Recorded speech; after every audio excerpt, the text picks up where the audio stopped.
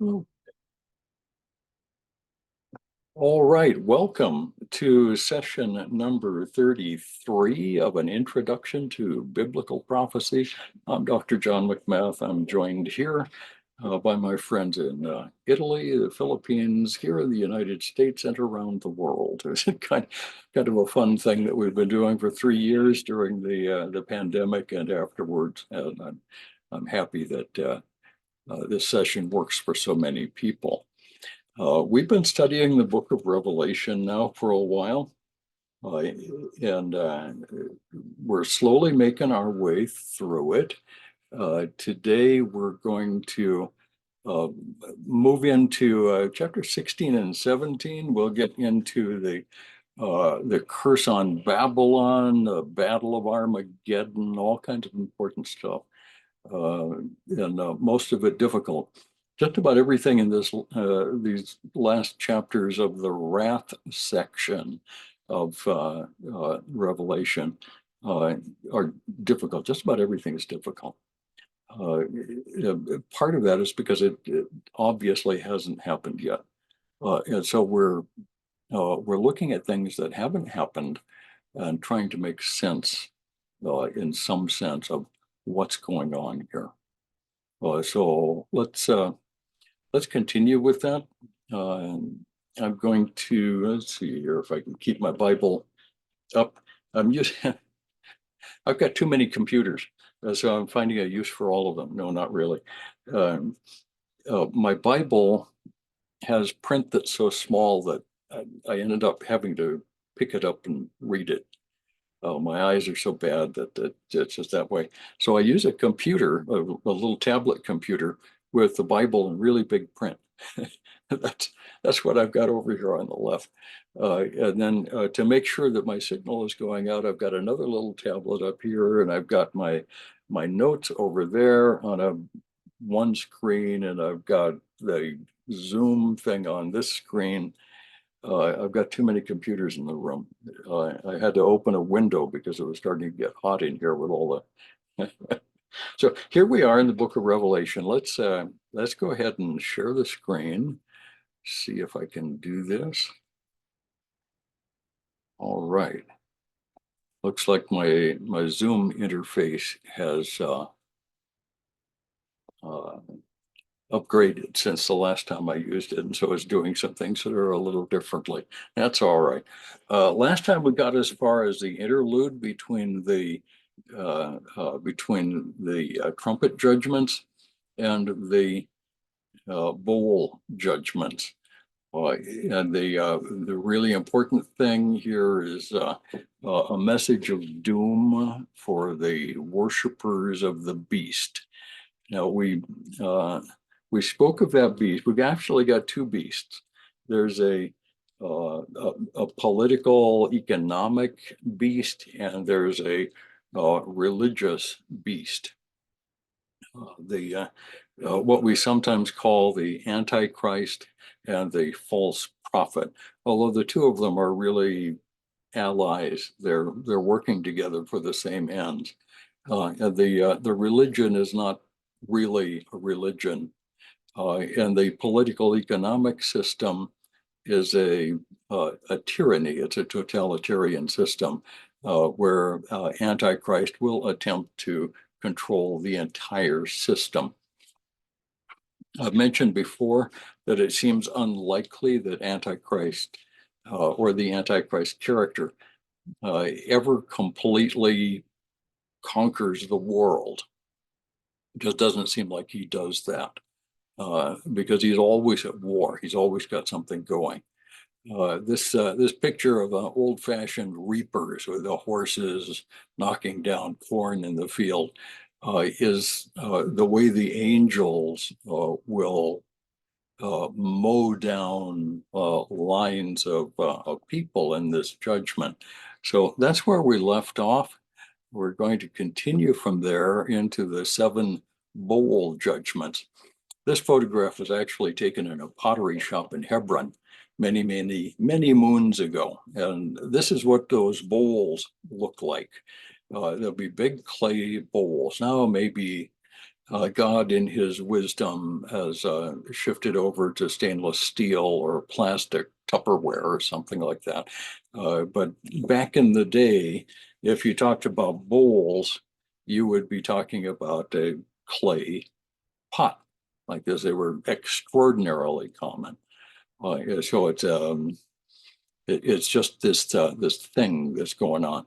The seven bowls of wrath are the final seven.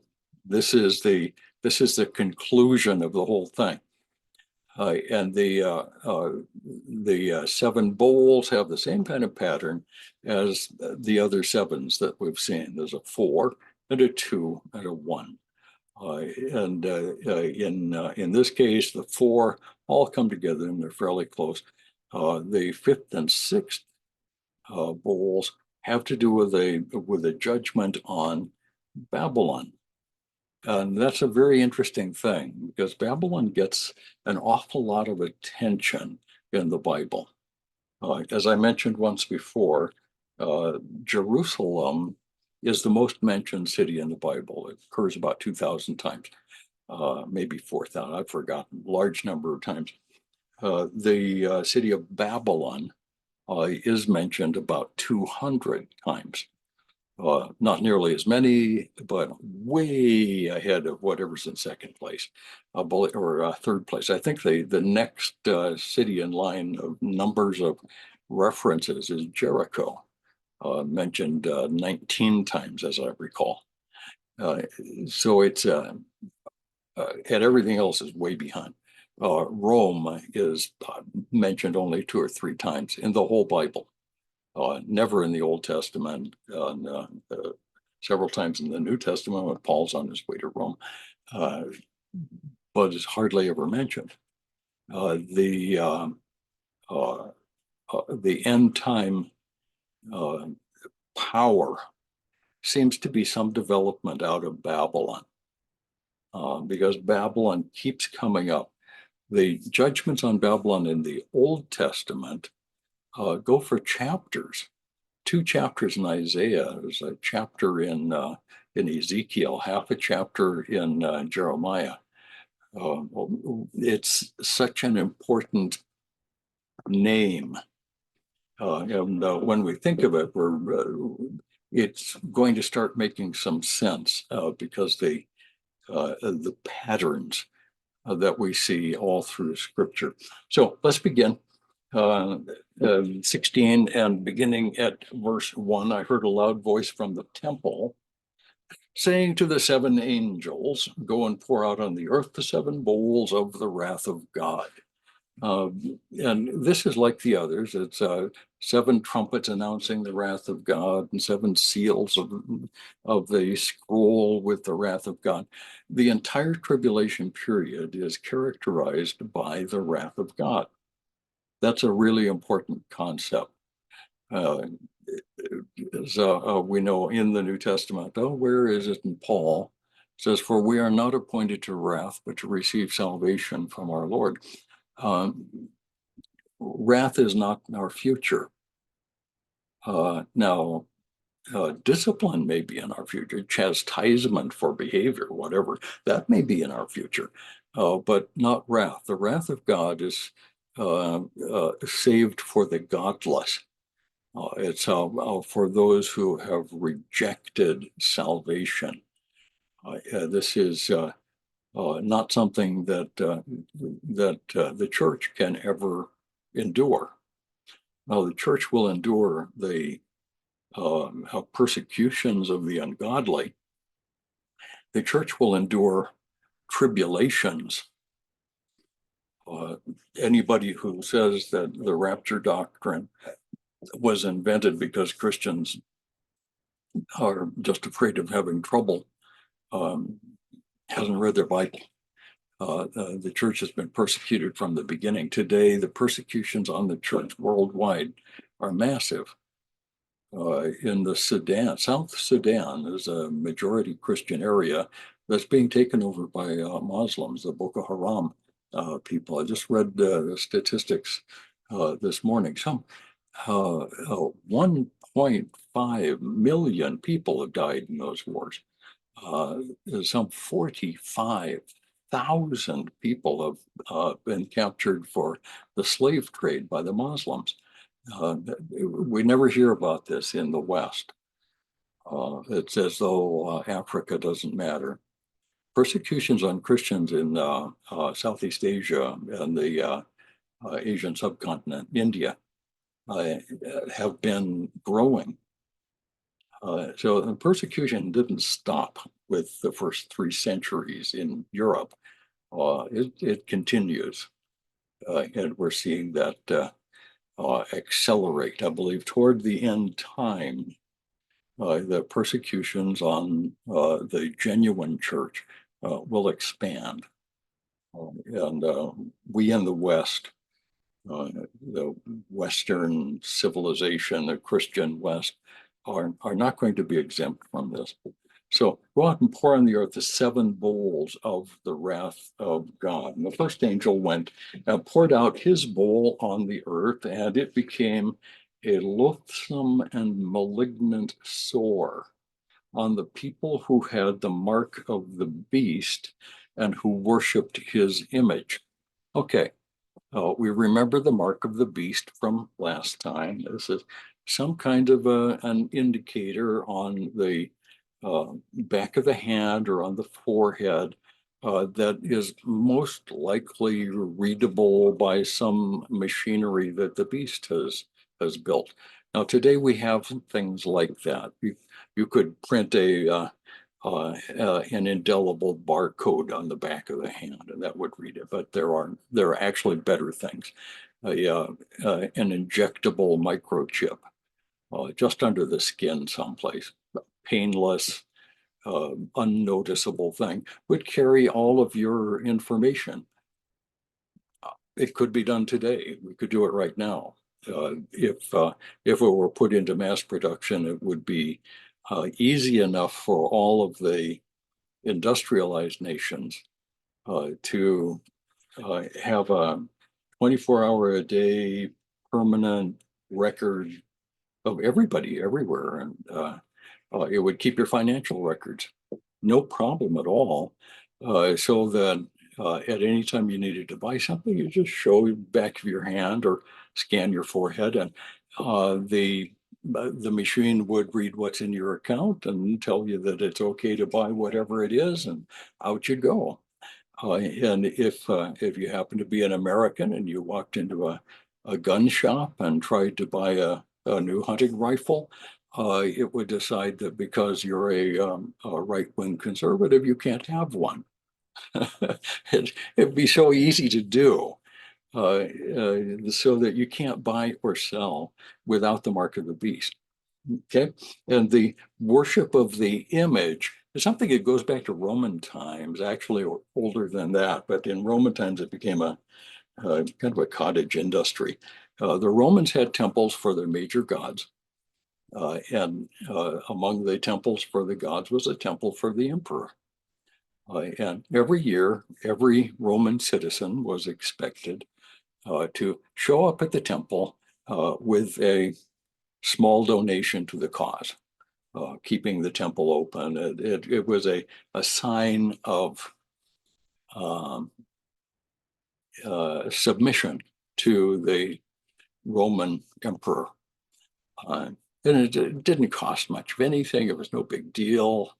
But when you did that, you would get a little slip of paper, not paper, but a little scrap of writing that let anybody know who was interested, like the Roman army, that you had in fact paid your annual honorarium to the governor. It's a very simple thing.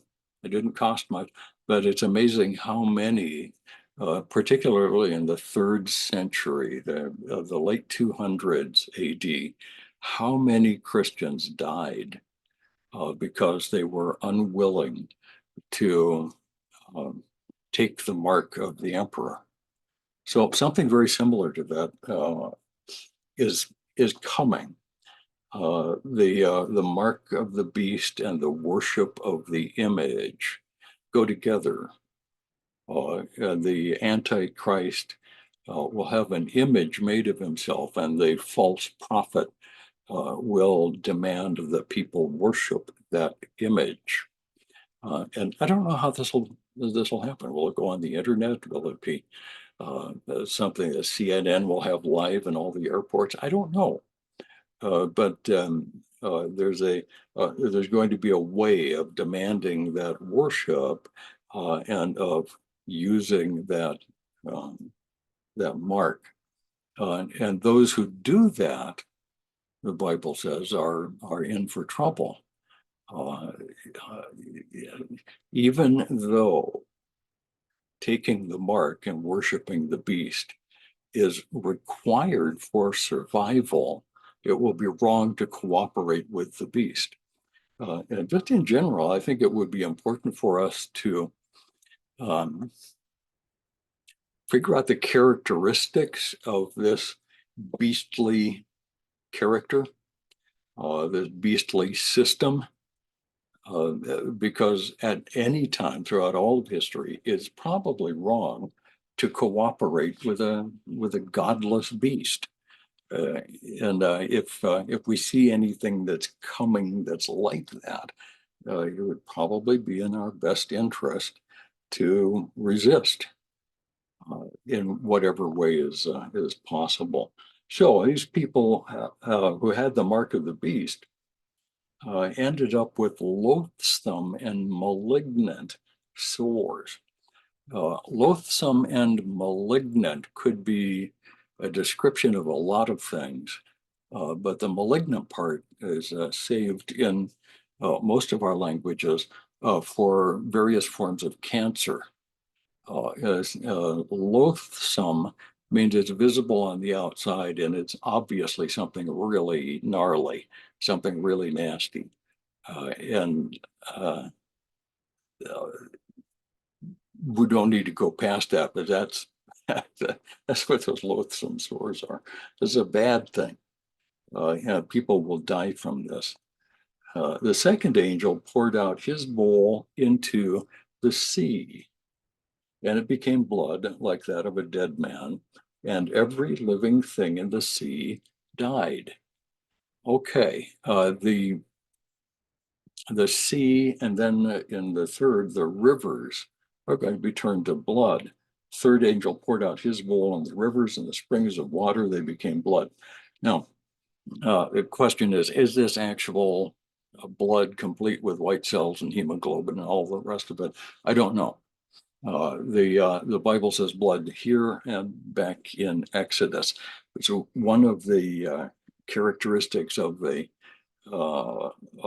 plagues of God is turning water into blood. Is it real blood? Oh, I don't know. I suspect it's just red and icky, but it says blood, and that's a real possibility. The in verse no, no, no, no, no, no. Okay, blood like dead man. Okay, 5 and 6 give us the explanation for why everything is turned to blood.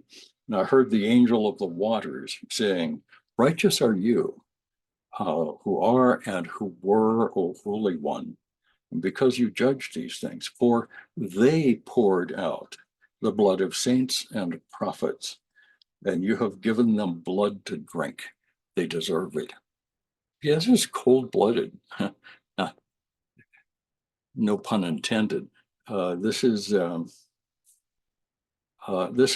straightforward retribution for the evil things that the non-Christian world has chosen to do to Christians and to believers in the Old Testament all through history. The world tends to reject the prophets and they reject the people of God in general, and they don't stop at shedding blood. So God's response, I'm going to turn the sea to blood, I'm going to turn the fresh water to blood, and you can all go thirsty. So the fourth angel then is going to pour his bowl upon the sun. and it was given to it to scorch men with fire. And men were scorched with fierce heat. Uh, and they blasphemed the name of God, who has the power over these plagues. And they did not repent so as to give him the glory. The scorching sun, this is the real global warming. Today, people like Al Gore are predicting that the global climate will increase in temperature by 1 degree centigrade by 100 years from now. They can't predict the temperature tomorrow in Rathdrum, but they're certain that in 100 years we're going to go up by a degree. Real global warming will happen during the tribulation period when God decides to turn up the heat of the sun. That's the way it'll go. And it's going to be good and plenty hot. And nobody will be denying the climate change because it will be catastrophic. The fascinating thing about all of this is that these people who had the mark and who had worshiped the beast refused to repent. They continued to blaspheme God. There is no God. We hate God. Make him go away. Take your Jesus elsewhere. As the plagues continue.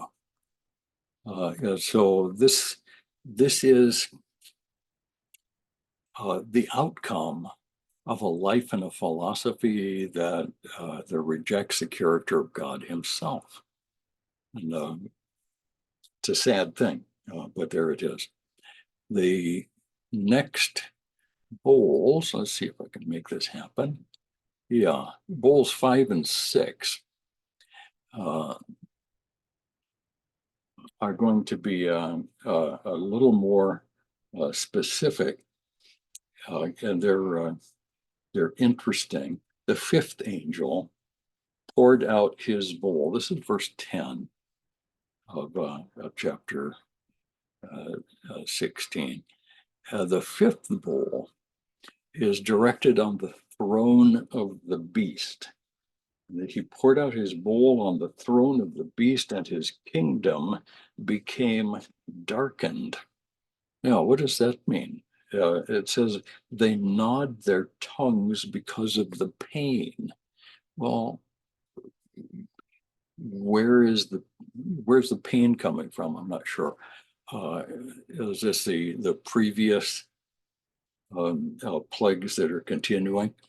In the midst of the plagues, here is the beast himself, the system. The throne of the beast is the central location of this system. And they're gnawing their tongues because of the pain, perhaps of the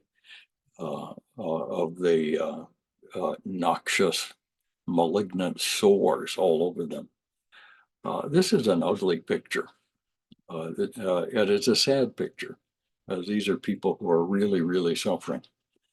And they blasphemed the God of heaven because of their pains and their sores, and they didn't repent of their deeds. So they refused it. Then the sixth angel poured out his bowl on the great river, the Euphrates, and its water was dried up, so that the way would be prepared for the kings of the east. Now, this photograph is actually the Euphrates River. It's pretty far upstream, as you can probably tell. It's up in the mountains of far eastern Turkey, where the Euphrates River has its right. The Tigris and Euphrates both come out of Turkey and Armenia, the mountains of that border the north side of the Middle Eastern countries, north of Turkey, north of Iraq and Iran. The Euphrates runs along through Syria and through Iraq all the way to the Persian Gulf.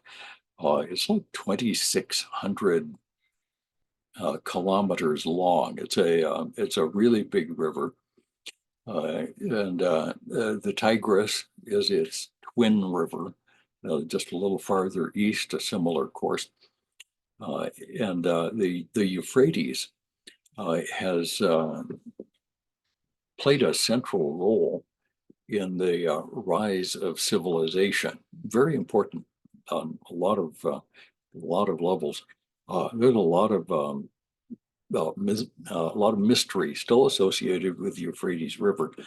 We find settlements along the Euphrates that we've never understood completely. There are bits and pieces of ancient Near Eastern history that are found along the Euphrates that we may never entirely understand. It's a very, very important place. Today, the Euphrates, more so than the Tigris, is used for irrigation. People drink the water and they use the water to irrigate their land. It's very easy to make canals, and in ancient times, canals were built to take the water out to the fields. Today, it's much easier, and pumps can be used, and the water can go considerably farther and support quite a large population along the route of this river. One of the side effects of that is that the Euphrates during the long summer months often dries up. Of course, as Don was mentioning earlier, there are a lot of people on the internet who will take any opportunity to say this is it, this is the end time. But it should be noticed that the Euphrates dries up regularly these days. So if you see a sign or see a site on the internet showing that the Euphrates is dry, yep, it does that. It does that, and often enough. It may not even require a miracle when God needs to do this. And the Euphrates dries up, and this is said to be to make way for the kings of the East. We've already been told that a very large army will come from the East, 200 million of infantry. And I don't know how they're going to get there. There's nobody in that direction who has the mechanized logistics competence to move an army that size. They'd have to walk or maybe ride elephants or horses or dragons or whatever they had at the time. Um, China has boasted of having 200 million men in their army, but we could also get 200 million from the Muslim populations of Central and South Asia. It would take some doing. And again, I don't know how they would get there. It's very popular to say this has to be China. But the Bible actually doesn't say. This is a very large army. Some have speculated that this is a supernatural army of some kind. Again, I can't say. The problems in that part of the world are so big that I can imagine a huge army coming to get in on the fun. But who they are, I'm not sure that I really know. Okay, that's bowls 5 and 6. Now you see the Euphrates dried up. And that leads us to a passage that is only 4 verses long. And this is the introduction of the battle, better the war of Armageddon. This is the only place in the Bible where the term Armageddon is mentioned, and it's really quite brief. Most of it is not all that productive of detailed understanding. We've We've made in the modern world, we've made Armageddon equivalent with apocalypse. Okay, the apocalypse, which is what the Greek for the term revelation. And apocalyptic literature predicts the end of time. The term Armageddon is a reference to this one specific, perhaps a battle, perhaps a sequence of battles in a much longer period of wars that are a part of the end time plan of God. This is literally called the war of the great day of God. Literally, that's what we're going to see. So let's read this. You see, there's a whole lot of supernatural stuff going on here. And I saw coming out of the mouth of the dragon, which is Satan, and out of the mouth of the beast, which is his political and religious system together, and out of the mouth of the false prophet, 3 unclean spirits like frogs. And I've always wondered why frogs. The commentators can't agree, except to say that in the ancient world, frogs were thought to be unclean. Now, we know that they're not kosher for Jews. If you're Jewish, you can't have frog legs because it's not a kosher food. But besides that, I don't know, I've always kind of liked frogs.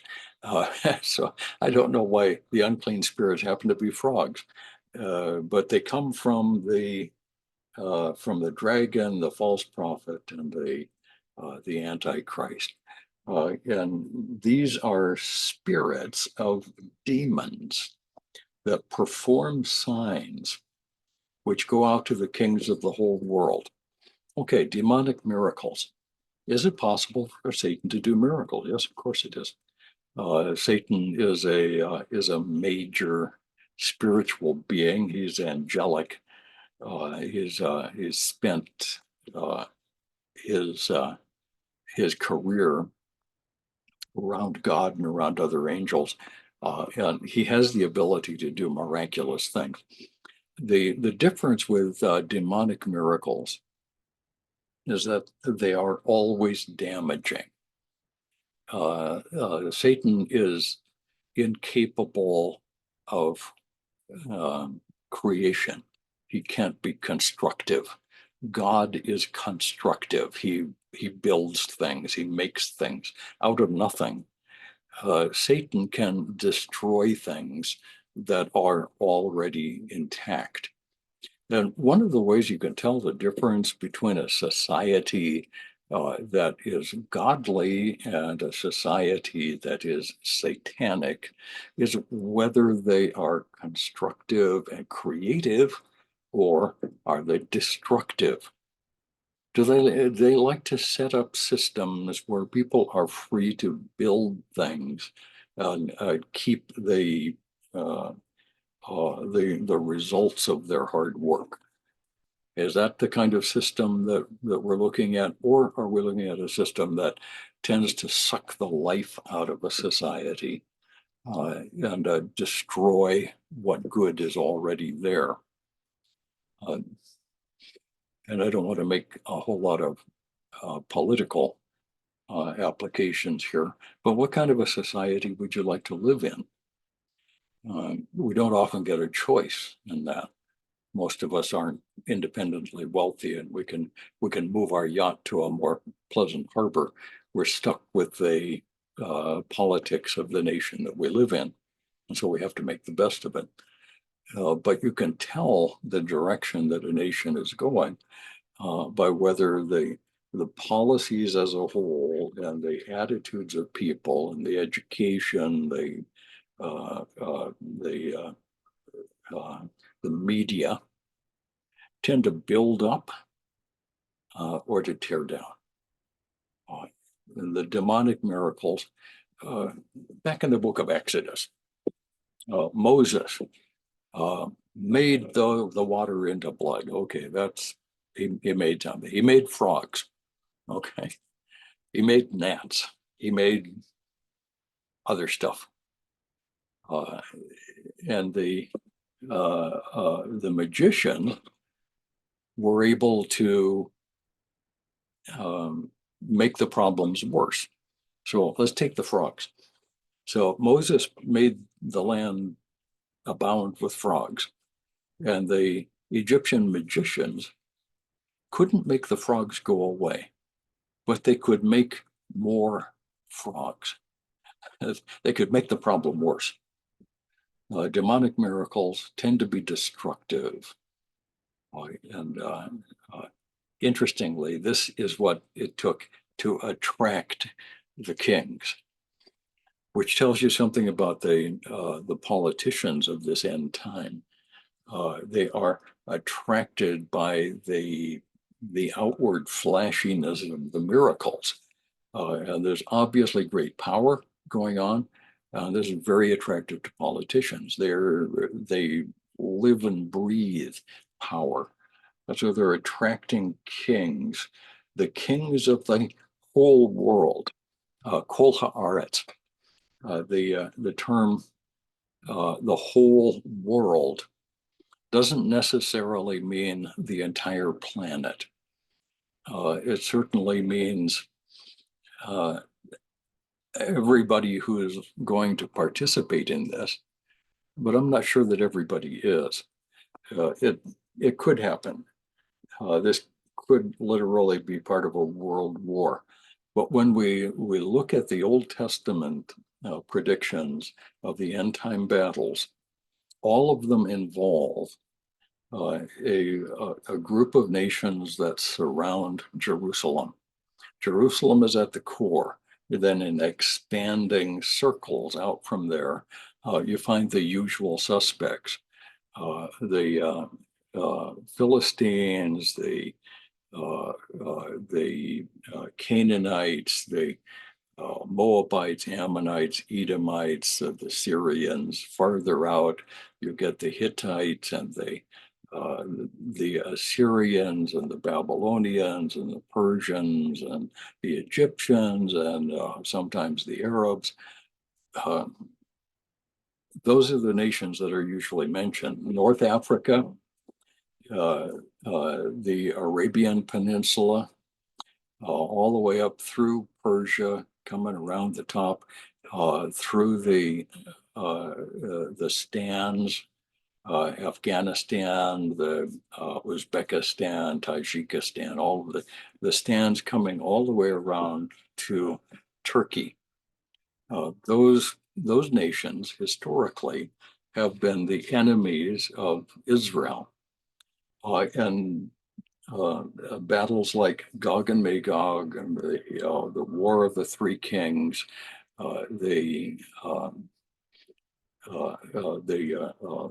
battles described in Daniel and Ezekiel and Isaiah and Zechariah uh, seem to be uh, fairly widespread regional battles. The nations who are judged in those battles are those regional nations. And an interesting observation made by several. Oh, what happened?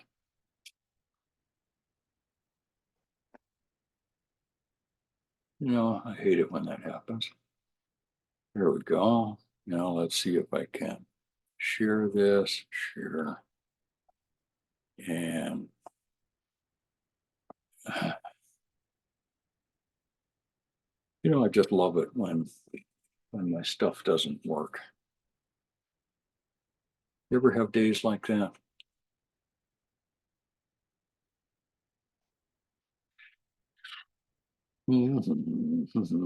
Share screen. Close the whiteboard. Continue. Sorry about this.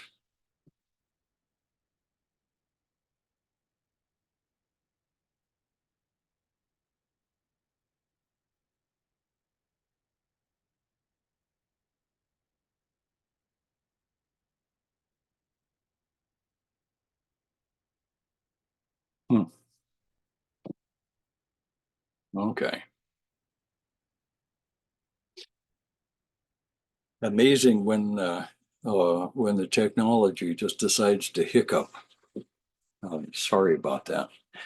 Here we've got um this passage. Unclean spirits, they're performing signs to gather them together for the war of the great day of God. Now, day of God is a technical term. This is the direct parallel of the Old Testament term, the day of the Lord. In that day, the day of the Lord is the end time period of the wrath of God and then the blessing of God. So the wrath of God in the 7 year tribulation period, followed by the blessing of God in a 1,000 year messianic kingdom. That's all the day of the Lord. The war of the great day of the Lord is the climactic sequence of battles that will lead to the second coming proper. Okay, when Christ returns to the earth to execute judgment on the nations and to begin the messianic kingdom, that's that's the end of the tribulation period, the beginning of the millennial period, and it's what we call the second coming proper. And going with this, there is a warning, verse 15. In my Bible, it's in parentheses. Behold, I'm coming like a thief. Now, that's something else that we see elsewhere in the New Testament. Paul talks about the Lord coming like a thief in the night. You don't expect him, and something's going to happen here. You've got to watch out. Blessed is the one who stays awake and keeps his clothes on, so that he will not walk about naked and men will not see his shame. Uh, it's You don't know when it's going to happen. Even during the tribulation period, the beginning of this concluding war will be unpredictable. Nobody quite knows. And they gathered them together to the place which in Hebrew is called Har Mageddon. Harmageddon or Armageddon. Uh, Traditionally, we've located this near Megiddo in the north of Israel. And there's some good reasons for that. The valley that is overlooked by the city of Megiddo is the Jezreel Valley, runs from the Mediterranean at Haifa all the way to the Jordan River at Beth Shan, a big, wide, beautiful valley. And anyone attacking from the north has to cross the Jezreel Valley.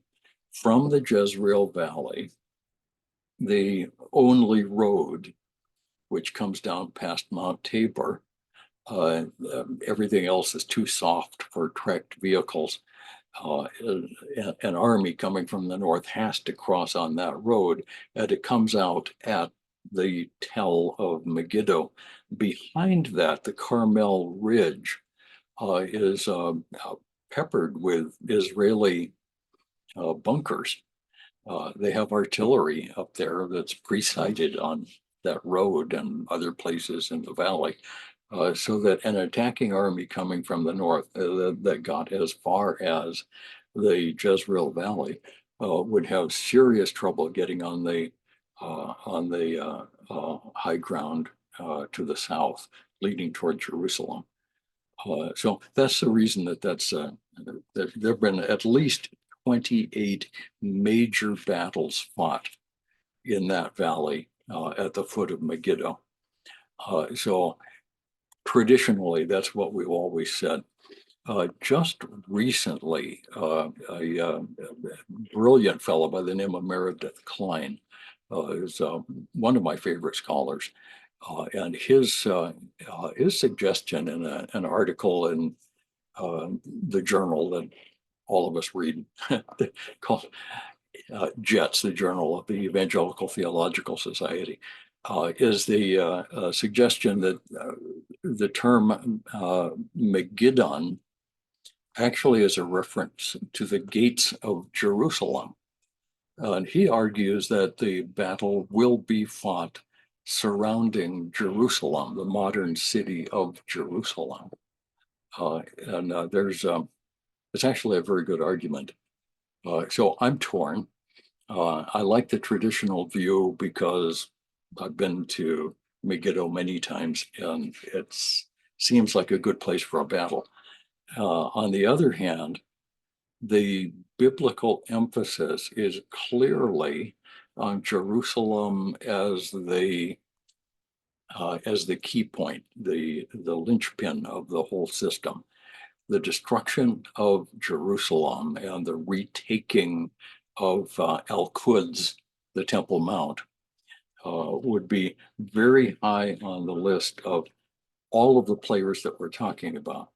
The Muslim world celebrates every year a thing that they call Al-Quds Day, which is a celebration of their plan for a future destruction of the Jewish people and the occupation of the Temple Mount. They'll destroy the city of Jerusalem, except for the old city, and occupy that in their Muslim righteousness.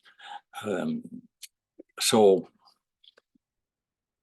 yeah, I would say that the emphasis on Jerusalem is clearly biblical, and Meredith Klein may well be correct that the mountain of Megiddo is associated with the gates of Jerusalem.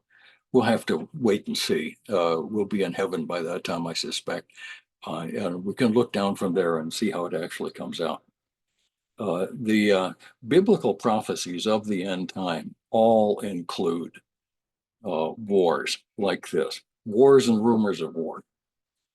Jesus predicted there's going to be wars and rumors of war. Well, yeah, there haven't been very many times in history when there weren't, but the end time is going to be a time of almost continuous war.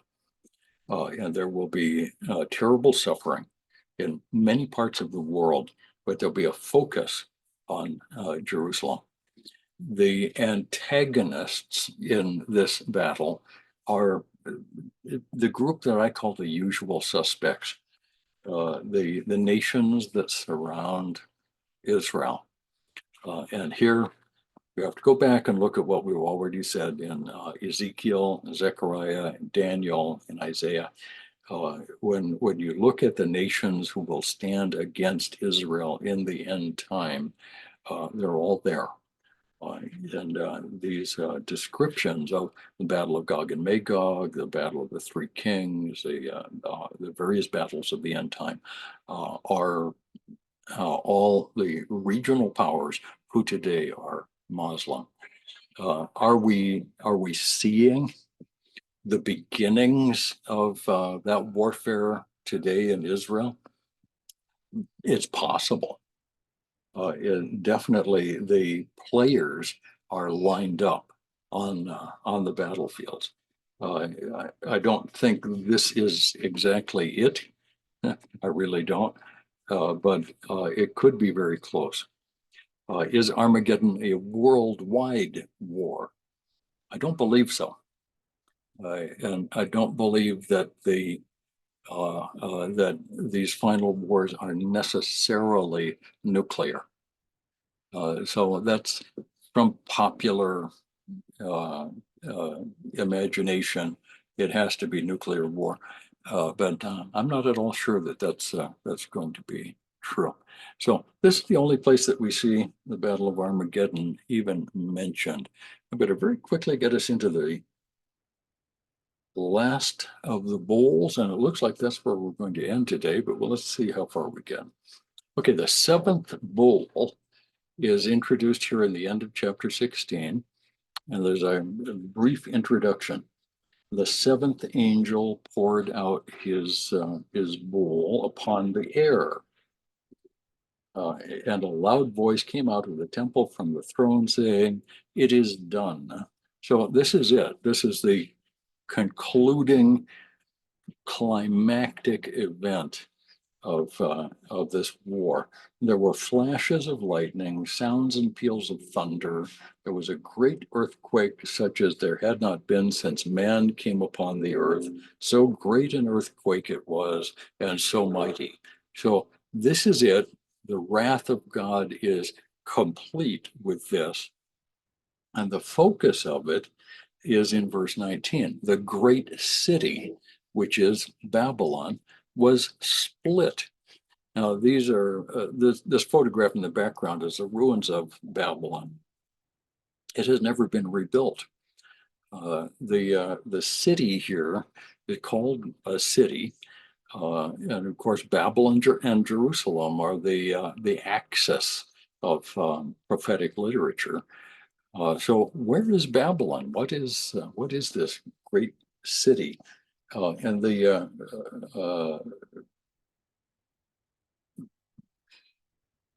simple answer is we don't know. I always hate that. I'd like to know. I think it would be cool to know. I, I believe that the Bible normally is meant to be taken literally, and so Jerusalem means Jerusalem. That means Babylon should mean Babylon. Uh, but Babylon itself, the original Babylon, was destroyed in 536 BC by the Persians. When the Persians moved in, they built a new capital not too far away called Ctesiphon, spelled with a CT, Ctesiphon. And that was destroyed by the movement of the Euphrates River. The river just came through town, knocked down Ctesiphon, and that was the end of that. They later on, about the 12th century, the Persians built a city that we call Baghdad, and it's still there to this day. During the so-called golden age of Islam, Baghdad was supposedly a huge thing with millions of people. Modern Baghdad cannot show any evidence that that was true. Modern Baghdad is a large city, but it was not nearly as large as Muslims claimed that it was in the Middle Ages. Is it possible that Baghdad is the successor of Babylon? Well, it could be, but I have some problems with that. Some people prefer a Western location for Babylon. For a long time, the popular view was, since the fourth beast has to be Rome, the capital of the Roman Empire is the city of Rome, and so Rome has got to be the place. That's not necessarily so. It doesn't work very well for a lot of reasons, and there's no biblical support for Rome as the fourth beast, or for Rome as the great city. Rome is once in the Bible called Babylon. That's in, I believe, Second Peter. Peter speaks of Rome as Babylon. That's obvious he's talking about Rome. But what is it about Babylon that he would see in Rome? Is it the totalitarian pagan background? It could be.